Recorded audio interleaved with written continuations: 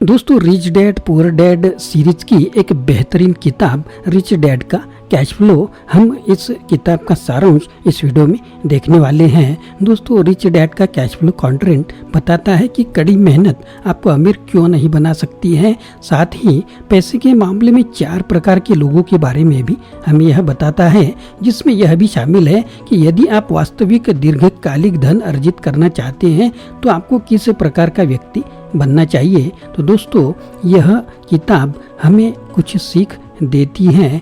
तो rich dad's cash flow content Robert Kiyosaki की सफल किताब रिच डैड पुअर डैड का अनुवर्ती है। इस किताब में यह बताते हैं कि हम कड़ी मेहनत करने के बजाय होशियारी से काम करके कैसे अमीर बन सकते हैं। किताब से कियोसाकी का मुख्य विचार यह है कि 4 अलग अलग प्रकार के लोग होते हैं, जैसे कर्मचारी, स्वरोजगार, व्यवसाय स्वामी और निवेशक। यह 4 प्रकार के लोग होते हैं। दोस्तों, आगे बढ़ने से पहले अगर आप चैनल पर नए हैं तो चैनल को सब्सक्राइब करना ना भूलें।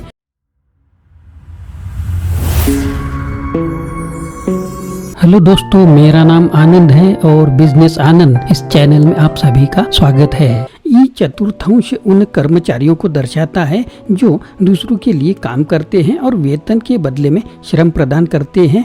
यस चतुर्थांश स्वनियोजित लोगों को दर्शाता है जो अपनी सेवाएं दूसरों को बेचते हैं और लाभ अपने पास रखते हैं। बी क्वाड्रेंट उन व्यवसाय मालिकों को दर्शाता है जिनके पास ऐसी संपत्ति या व्यवसाय है जो उन्हें आय प्रदान करता है। अंत में आई क्वाड्रेंट उन निवेशकों को दर्शाता है जो अपनी ओर से कम प्रयास के साथ नियमित आधार पर लाभ प्राप्त करने के लिए पैसा लगाते हैं। इस पुस्तक से मुझे 3 सबसे पसंदीदा सबक मिले हैं, जो हैं इस प्रकार। पहला, जो लोग केवल प्रति घंटा मजदूरी करके जीवन यापन करते हैं वे उन लोगों से बहुत भिन्न होते हैं जो निवेश करते हैं या जिनका अपना स्वयं का व्यवसाय है।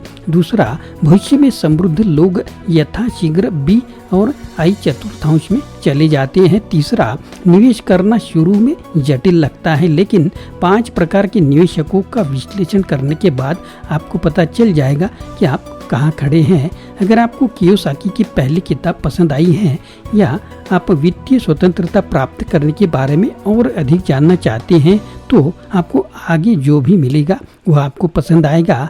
दोस्तों, प्रत्येक पाठ का विस्तार से विश्लेषण हम आगे करने वाले हैं, तो चलिए शुरुआत करते हैं। पाठ पहला, ई और एस चतुर्थांश वाले लोगों तथा आई या बी चतुर्थांश वाले लोगों के बीच एक बुनियादी अंतर है। कड़ी मेहनत करना वह काम है जो ज़्यादातर लोग करते हैं और यह ज़रूरी नहीं कि यह बुरी बात हो। इसका मतलब है कि आप अपनी नौकरी में लंबे समय तक काम करते हैं, प्रोजेक्ट पूरा करने के लिए देर तक रुकते हैं या डेडलाइन को पूरा करने और काम पूरा करने के लिए जो भी करना पड़े वो आप करते हैं। स्मार्ट तरीके से काम करना अलग बात है, इसमें अपने समय या बुद्धिमानी से उपयोग करना शामिल है, जिसका मतलब है कि जब संभव हो तो काम दूसरों को सौंपना और ऐसे उपकरणों का उपयोग करना जो कम समय में कम गलतियों के साथ ज़्यादा काम करने में आपकी मदद करे। यह आपके पैसे को बढ़ती संपत्तियों में निवेश करने के बारे में भी है ताकि आप वित्तीय लाभ उठा सके और अपने लिए अधिक समय निकाल सके। यह बी या आई जैसे अन्य चतुर्थांशों में जाने के बारे में है। ई और एस चतुर्भुजों में रहने वाले लोग हमेशा कड़ी मेहनत करते हैं, लेकिन वे हमेशा बुद्धिमानी से काम नहीं करते। वे हर दिन एक ही काम करते हैं और वे जो करते हैं उसमें बेहतर होने या अपनी प्रक्रियाओं में सुधार करने के बारे में नहीं सोचते। लेकिन बी और आई क्वाड्रेंट वाले लोग समझते हैं कि हमेशा जिस तरह से काम करते आए हैं वैसा कुछ नहीं होता। वे हर दिन अपने काम को बेहतर बनाते हैं और बेहतर बनाने के तरीकों के बारे में सोचते हैं। वे समझते हैं कि अगर आप सफल होना चाहते हैं तो आपको नए विचारों और तकनीकों के साथ बने रहना चाहिए। पाठ दूसरा, जितनी जल्दी आप बी और आई चतुर्भुज में पहुंचेंगे उतनी ही जल्दी आप अमीर बन जाएंगे। अगर आपके पास पैसे नहीं हैं तो आप निवेश नहीं कर सकते और ज़्यादा पैसे पाने के लिए आपको निवेश करना होगा। आपके पास जितना ज़्यादा पैसा होगा आप उतना ज़्यादा निवेश कर पाएंगे और अच्छे निवेश करने की आपकी संभावनाएं उतनी ही बेहतर होगी।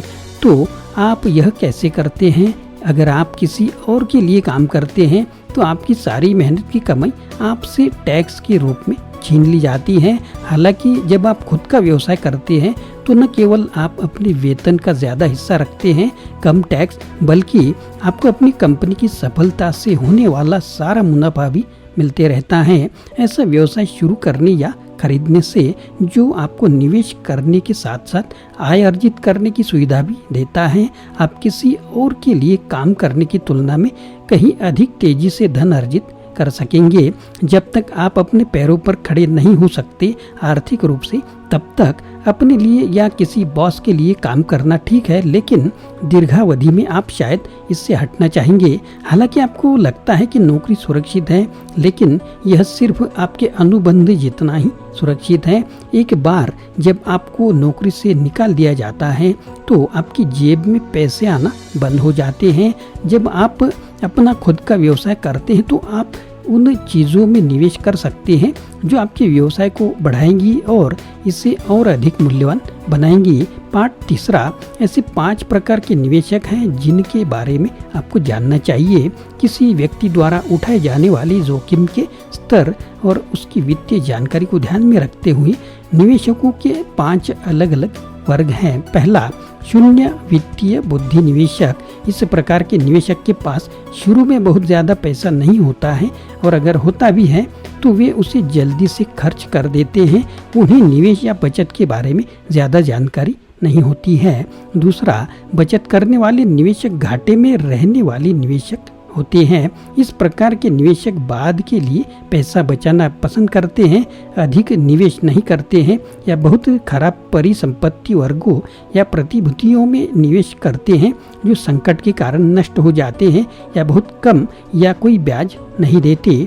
तीसरा, मैं बहुत व्यस्त निवेशक हूँ। इस प्रकार के व्यक्ति अपनी मेहनत की कमाई को किसी भरोसेमंद वित्तीय सलाहकार को सौंप देते हैं ताकि वे उनके लिए निवेश कर सके। दुख की बात है कि ये विशेषज्ञ अक्सर औसत कर्मचारियों से ज़्यादा कुछ नहीं होते जो अपना वेतन कमाना चाहते हैं। चौथा, मैं एक पेशेवर निवेशक हूँ। इस प्रकार का निवेशक वह है जो आप बनना चाहते हैं। वे निवेश के अवसरों का विश्लेषण करने, बाजार का अध्ययन करने और हमेशा खुद को शिक्षित करने में अपना समय लगाते हैं। उनके पास उच्च स्तर की वित्तीय शिक्षा होती है जो लाभदायक होती है। पांचवा, पूंजीवादी निवेशक। यह निवेशक सभी निवेशों का सबसे बड़ा शार्क होता है। यहाँ एक व्यक्ति व्यवसाय का मालिक बन जाता है और लाभ को निवेश में खर्च करता है जिससे बदले में अधिक लाभ होता है। वॉरेन बफेट, बिल गेट्स, प्रसिद्ध कलाकार और इसी तरह की अन्य हस्तियाँ इस श्रेणी में आती हैं। तो दोस्तों, यह पुस्तक सारांश आपको कैसा लगा ज़रूर कमेंट बॉक्स में लिखिए और अगर नए हैं तो चैनल को सब्सक्राइब करना ना भूलें। आशा करता हूँ दोस्तों यह वीडियो आपको पसंद आया होगा। अगर पसंद आया है तो लाइक करें, शेयर करें, चैनल को सब्सक्राइब करें, अपने दोस्तों को और ग्रुप को भी यह वीडियो फॉरवर्ड करें। फिर से मिलेंगे अगले वीडियो में। आप सभी का वीडियो देखने के लिए बहुत बहुत शुक्रिया।